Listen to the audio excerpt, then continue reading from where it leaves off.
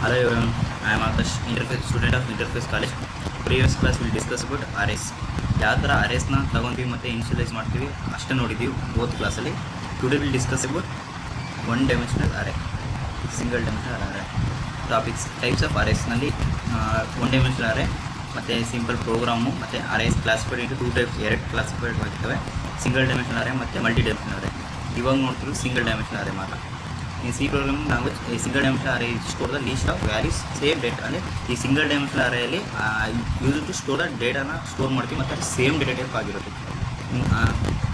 Other words in single dimensional arrays are use to store the rows of values. ಇದೆ row of values ಮಾತ್ರ store ಮಾಡಕ್ಕೆ ಬರ್ತೈತಿ single dimensional ಅರೇಯಲ್ಲಿ.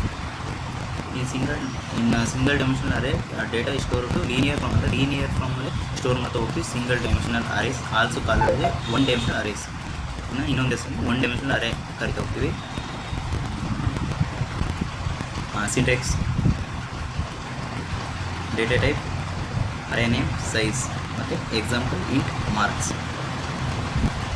ಅಂದರೆ ಈ ಅರೇಸ್ನಲ್ಲಿ ಟೂ ಟೈಪ್ ಬರ್ತಾ ಹೋಗುತ್ತೆ, ಸಿಂಗಲ್ ಮತ್ತು multi dimensional. Multi dimensional use ಮಾಡೋದು ಬರೀ ದೊಡ್ಡ ಈ ಲಾರ್ಜ್ ಅಮೌಂಟ್ ಆಫ್ ಪ್ರೋಗ್ರಾಮ್ ಮಾತ್ರ ಯೂಸ್ ಮಾಡ್ತಾ ಹೋಗ್ತೀವಿ ಮಲ್ಟಿ ಡೈಮೆನ್ಷನಲ್ ಅರೇನ. ಈ single small amount of programs ಅಷ್ಟೇ. ಒಂದು ಎಕ್ಸಾಂಪಲ್ ನೋಡೋಣ.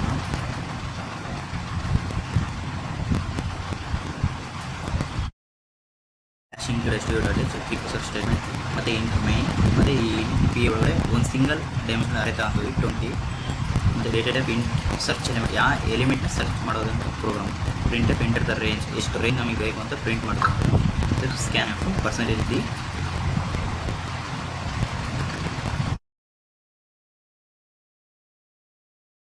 ಫಾರ್ ಲೂಪ್ ತಗೊಂಡಿದ್ವಿ. ಮತ್ತು ಸ್ಕ್ಯಾನ್ ಆಫ್ ಒಳಗಡೆ ಪ್ರಿಂಟ್ ಆಗಿ ಹೋಗುತ್ತೆ ಫಸ್ಟ್ನೇದು ಅರೇ. ಮತ್ತು ಪ್ರಿಂಟ್ ಆಫಲ್ಲಿ ಎಂಟರ್ ದ ಸರ್ಚ್ ಎಲಿಮೆಂಟ್, ಯಾವ ಎಲಿಮೆಂಟ್ ನಮಗೆ ಬೇಕು ಅಂತ ಸರ್ಚ್ ಮಾಡ್ತಾ ಹೋಗ್ತೀವಿ ಫಸ್ಟ್ ಈ ಪ್ರಿಂಟ್ ಆಫ್ ಒಳಗಡೆ. ಮತ್ತು ಎಂಟರ್ ದ ಸರ್ಚ್ ಎಲಿಮೆಂಟ್, ಸ್ಕ್ಯಾನ್ ಆಫಲ್ಲಿ ಸರ್ಚ್ ಮಾಡ್ತಾ ಹೋಗುತ್ತೆ. ಫರ್ ಲೂಪ್ ಮತ್ತು ಇಫ್ ಕಂಡೀಷನಲ್ಲಿ ಇಫ್ ತಗೊಂಡಿದ್ವಿ. ಸರ್ಚ್ ಎಲಿಮೆಂಟ್ ಆ ಇಂಡೆಕ್ಸ್ ಒಳಗಡೆ ಇದ್ದರೆ ಮಾತ್ರ ಸರ್ಚ್ ಆಗಿ ಹೊರಗಡೆ ಬರ್ತದೆ, ಇಲ್ಲ ಅಂದರೆ ನಾಟ್ ಫೌಂಡ್ ಅಂತ ತೋರಿಸುತ್ತೆ. ಮತ್ತು ತಿರ್ಗಾ ಇಫ್ ಅಂತ ಹಾಕ್ತಿದ್ವಿ. ಮತ್ತು ಇಫ್ ಆದಮೇಲೆ ಎಲಿಮೆಂಟ್ ಫೌಂಡ್ ಇದೆ ಇಲ್ಲ ಆಯಿತಾ ಇಲ್ಲ ಅಂತ ಇಫ್ ಕಂಡೀಷನ್ ಒಳಗಡೆ ಚೆಕ್ ಮಾಡ್ತಾ ಹೋಗ್ತೀವಿ. ಮತ್ತು ಅದರೊಳಗಡೆ ಎಲ್ಸ್ ಮಾಡಿದ್ವಿ. ಅಂದರೆ ಈಗ ಒಂದಿಂದ 10ವರೆಗೂ ನಾವು ಪ್ರಿಂಟ್ ಮಾಡಿದ್ವಿ. ಈಗ ಒಂದು ನಂಬರ್ ಕೊಟ್ಟಿದ ತಕ್ಷಣ ಅದು ಎಲಿಮೆಂಟ್ ಇದ್ದರೆ ಎಲಿಮೆಂಟ್ ಫೌಂಡ್ ಅಂತ ತೋರಿಸುತ್ತೆ.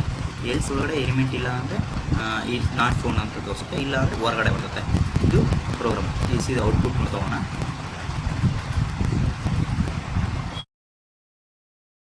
ಎಂಟರ್ ದ ರೇಂಜ್ 5 ಕೊಡ್ತೀನಿ. 4 5 ಕೊಟ್ಟೆ. ಈಗ ಸರ್ಚ್ ಯಾವ ಎಲಿಮೆಂಟ್ ಸರ್ಚ್ ಮಾಡ್ಬೋದು. ಈಗ ನಾನು 3 ಕೊಟ್ಟೆ. 3 ಎಲಿಮೆಂಟ್ ಈಸ್ ಫೌಂಡ್. ಆ ರೇಂಜ್ 5 ರೇಂಜ್ ಒಳಗಡೆ 3 ಇದೆ, 5 ಈ ಎಲಿಮೆಂಟ್ ಈಸ್ ಫೌಂಡ್ ಅಂತ ತೋರಿಸಿದೆ. ಈಗ ಮತ್ತೆ ಈಸ್ ನಾಟ್ ಫೌಂಡ್ ಇಂದ ಚೆಕ್ ಮಾಡ್ತೋಣ.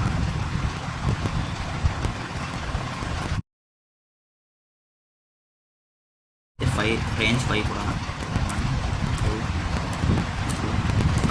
ಈಗ element is not found in ಕೊಡ್ತೋಣ. ಈಗ 8 ಕೊಟ್ಟೆ ಎಲಿಮೆಂಟ್ ಈಸ್ ನಾಟ್ ಫೌಂಡ್. ಅಂದರೆ 1ರಿಂದ 5 ಒಳಗಡೆ 8 ಇಲ್ಲ, ಅದಕ್ಕೆ ಎಲಿಮೆಂಟ್ ಈಸ್ ನಾಟ್ ಫೌಂಡ್ ಅಂತ ಹೇಳಿ ನಮಗೆ ಹೊರಗಡೆ ಬಂತು. This is the one dimensional array simple program. ಅಂದರೆ ಎಲಿಮೆಂಟ್ನ ಸರ್ಚ್ ಮಾಡ್ತಾ ಹೋಗುತ್ತೆ. ಈ ಎಲಿಮೆಂಟ್ ಒಳಗಡೆ ಈ ಒಂದು ಇಂಡೆಕ್ಸ್ನ ಒಳಗಡೆ ಆ ಎಲಿಮೆಂಟ್ ಕೊಟ್ಟಿದ್ದಾರೆ, ಸರ್ಚ್ ಇದೆ ಇಲ್ಲ ಅಂತ ಸರ್ಚ್ ಮಾಡಿ ನಮಗೆ ಹೇಳ್ತಾ ಹೋಗುತ್ತೆ. ಇದು element found. This is the one dimensional array. Okay, thank you.